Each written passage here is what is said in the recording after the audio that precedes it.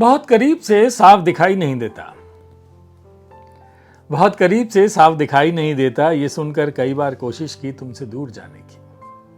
कुछ देर वहां सांस रोके बैठी रही, फिर वापस आ गई। मैं या कोई और किस तरह ये कहे कि तुम्हें चश्मे की जरूरत है, मैं या कोई और किस तरह ये कहे कि तुम्हें चश्मे की जरूरत है। तुमने हमेशा धुंधला ही देखा है और उसे ही साफ माना है। कैसे तुम्हारी नजर को मिलवाया जाए एक साफ दृश्य से। अदृश्य, ये कविता है जो मैंने आपको सुनाई, ये अंकिता आनंद है, उनकी कविता है। अब मेरी बारी। इस कविता संग्रह से मैं आपको कुछ कविताएं सुना रहा हूं। बहुत कमाल की कविताएं हैं। अब ये कविता सुनिए, 4 लाइन की कविता है सिर्फ। अनुत्तरित। कि पिछली गर्मियों में अगर तुमने मेरे पसंदीदा प्रेम गीत ध्यान से सुन लिए होते तो इस बारिश मेरे ज़हन में उन किरदारों के चेहरे खाली नहीं जाते। एक और सुनिए, बेमेल। मैं तुमसे एक लड़के से मिली, मैं तुमसे एक लड़के से मिली और तुम्हें चाहने लगी। तुमने मुझसे प्यार किया वो पुरुष बनकर जो तुम्हें लगा तुम्हें होना चाहिए। बात नहीं बनी। बेमेल इस कविता का शीर्षक है। द्वे विवाह। मैं तुम्हारे प्रेम में वफादार नहीं, तुम अकेले नहीं हो, हर क्षण मेरे मन में उपस्थित। बहुत खतरनाक स्टेटमेंट है, सुनिए। मैं तुम्हारे प्रेम में वफादार नहीं, तुम अकेले नहीं हो, हर क्षण मेरे मन में उपस्थित। हमने बात तो कर रखी थी कि ऐसा कुछ हुआ तो हम शांतिपूर्वक अपनी अपनी राह चुन लेंगे, पर अब तुम दोनों में से चुनने को कहो तो यह भी संभव नहीं। मैं तुम दोनों को अलग नहीं कर सकती, मेरे उतने ही करीब हो तुम दोनों, तुम और तुम्हारे ना होने का भय। सो उस दूसरे के साथ जीने की आदत डाल लेना चाहती हूं, नहीं चाहती उससे पीछा छुड़ाने की कोशिश में तुम मुझसे छूट जाओ। आप क्या समझे थे? अंकिता आनंद की कमाल की कविताएं मैं आपको सुना रहा हूं। अब मेरी बारी। बहुत सारी कविताएं हैं इसमें। तो सुनिए। तुम ही देवता हो। तुम्हें जानने से पहले मैं ईश्वर को नहीं मानती थी।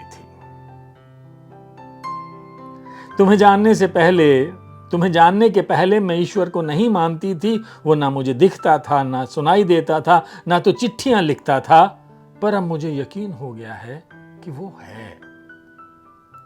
तुम मुझे मिलते नहीं, ना ही तुम्हारी चिट्ठियां आती हैं, ना आते हैं फोन कॉल, ना मैसेज, पर तुम्हारे किसी पुराने टेस्टामेंट में तुमने हमेशा मेरे साथ होने का वादा कर रखा है। तो मेरा ख्याल है कि तुम होगे ही, और शायद ईश्वर भी होगा कहीं ना कहीं। तुम ही देवता हो, इस कविता का शीर्षक था।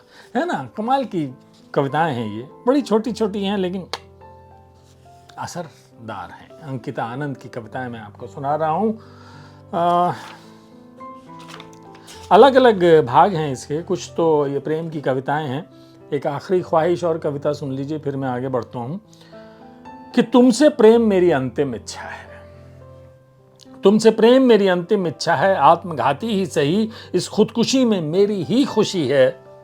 क्योंकि तुमसे प्यार करना ठहर जाना है, पूर्ण हो जाना है उस विराम में जो पुनः स्थगित ना हो, उस खलिश में जिसमें दोबारा खलल ना हो।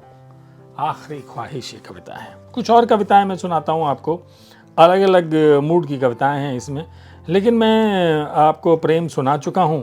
इसके बाद पाठ है परिवेश में। आगे चलता हूं मैं। परिवेश में जो कविताएं हैं सुनिए। कि चढ़ाई आने पर रिक्शे वाला पैडल मारना छोड़ अपनी सीट से नीचे उतर आता है, दोनों हाथों से हमारा वजन खींच हमें ले जाता है जहां हम पहुंचना चाहते हैं।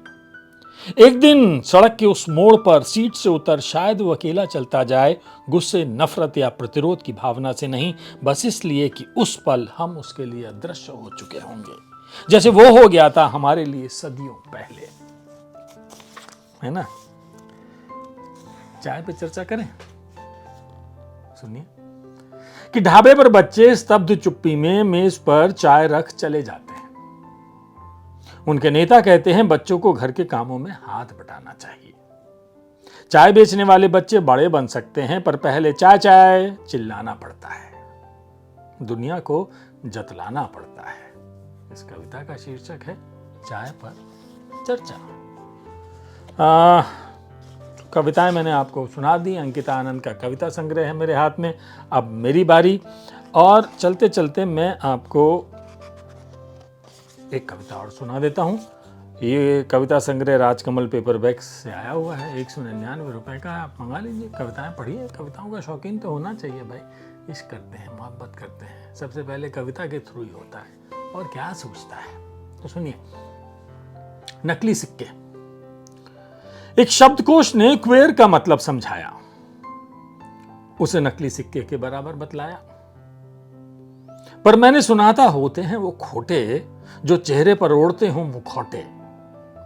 ना कि वो जिन्होंने उन्हें उतार फेंका, ना खुद को ना ही और को दिया धोखा।